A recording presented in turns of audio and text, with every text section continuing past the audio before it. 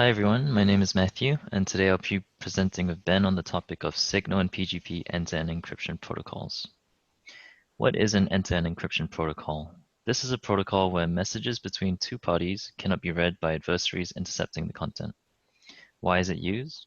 In the COVID age, many are forced to work or study in remote locations physically separated from other people. This has resulted in more communication taking place over the internet, and hence more applications are being installed and utilized by people. These applications may store sensitive data such as messages, personal information, location, and payment data. Furthermore, they transmit data over the internet through wireless networks such as Wi-Fi and cellular networks.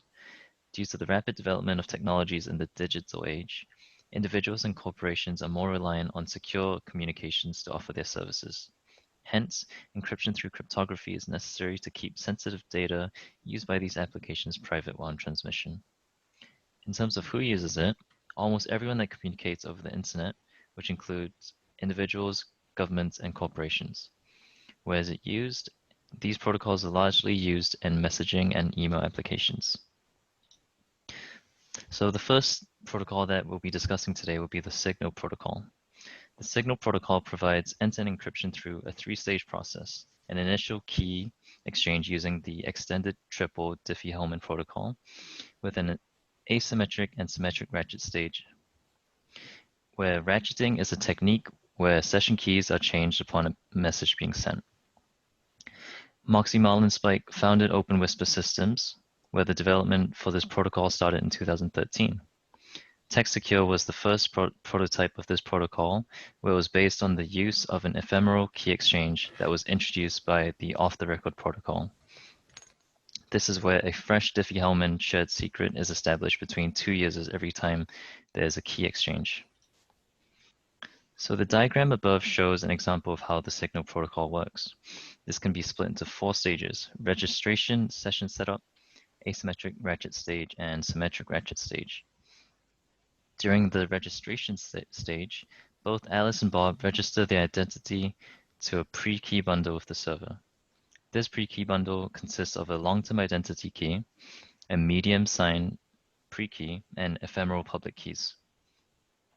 Next, during the session setup, when Alice wants to send a message to Bob, she'll first request and receive Bob's pre-key bundle from the server.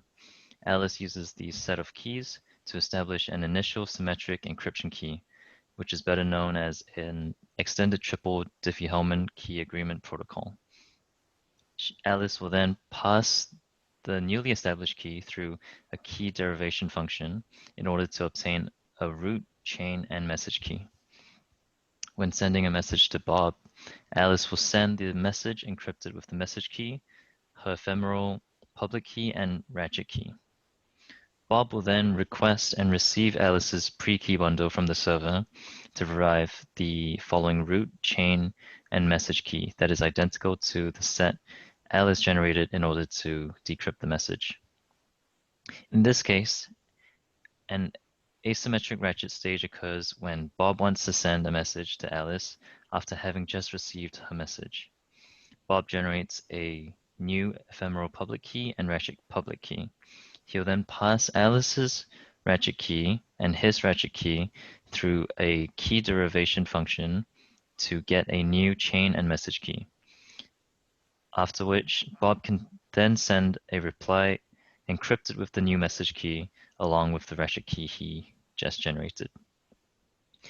In the case where Alice wants to send another message to Bob without receiving a reply from him, this is known as a symmetric ratchet stage. Alice can generate a new chain and message key by passing her previous chain key through the key derivation function, after which she will generate a new ephemeral ratchet key and send it to Bob along with another message encrypted with the new message key. And after sending this message, the message key that was used and the previous chain key is deleted. These are some characteristics of the Signal protocol. Authentication can be done through the comparison of Alice's and Bob's identity keys through an authenticated channel. This can be done by comparing the public keys manually. Confidentiality is present as the message key can only be obtained by the recipient through the use of the sender's ephemeral public key, ratchet public key, and pre-key bundle. Integrity is provided through the use of the hash-based messages authentication code of HMAC SHA-256. Participation repudiation is provided due to anyone being able to forge transcripts between two parties. This can be shown by generating ephemeral keys for Alice and Bob and performing a Diffie-Hellman key exchange with both parties.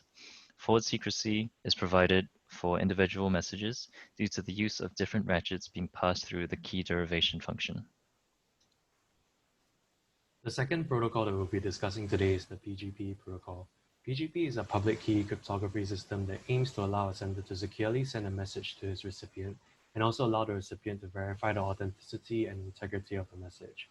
It was first published by Philip Zimmermann in 1991 to promote human rights and as a way for individuals to assert their privacy by securely sending messages to one another. OpenPGP was proposed to the IETF by Zimmermann and the OpenPGP Working Group in 1997, as PGP had some proprietary elements within it. OpenPGP uses the Al-Gamal encryption, DSA, triple DES, and SHA-1 as its cryptographic primitives. And this is published in the IETF RFC 4880 standard. OpenPGP uses both symmetric key encryption and public key encryption in order to effectively provide encryption for the user. The PGP protocol works by this way. This example is when Alice wants to send a message to Bob that Bob can verify. Firstly, both Alice and Bob generate their respective public-private key pairs. Alice would then request Bob's private key from Bob, and Bob would distribute his public key to Alice on a communication channel. Alice would then generate a session key and encrypt it using Bob's public key. Alice would then encrypt the message using this session key and sign the message using her digital signature. Alice would then send this message with the various components to Bob. Bob will then decrypt the session key using his private key and use the decrypted session key to decrypt the message. And he will then verify the authenticity of the sender, being Alice, and the message by verifying the digital signature. These are some characteristics of the PGP protocol. Sender and receiver authenticity is provided, as the sender knows only the receiver is able to decrypt the ciphertext encrypted using the receiver's public key. The receiver knows only the sender sent the message due to the digital signature attached to the ciphertext. Message confidentiality is provided through the use of public key cryptography, as only the receiver can decrypt the message with his private key. Integrity is also provided through hashing through the SHA-1 hashing algorithm in the message signing process. Sender non-repudiation through the ability of the sender to attach a digital signature at the end of the encrypted ciphertext is provided. This allows the receiver to verify that the message is actually sent by the sender.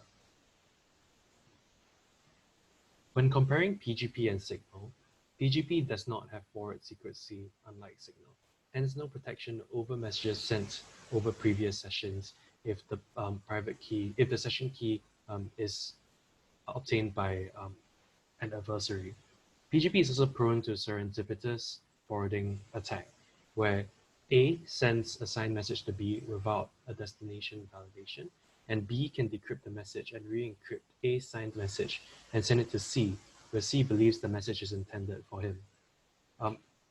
One more thing about PGP is that it's not easy for the layman to use, unlike Signal, where there are many implementations available that are easy to use. For example, WhatsApp and Facebook Messenger. Signal is also seen to be more secure due to its ability to have forward secrecy. Edward Snowden once said, "Privacy isn't about something to hide. Privacy is about something to protect.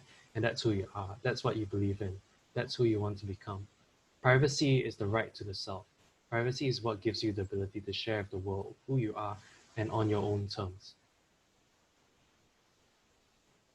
These are references for our presentation. Thank you for listening, and let's have a Q&A.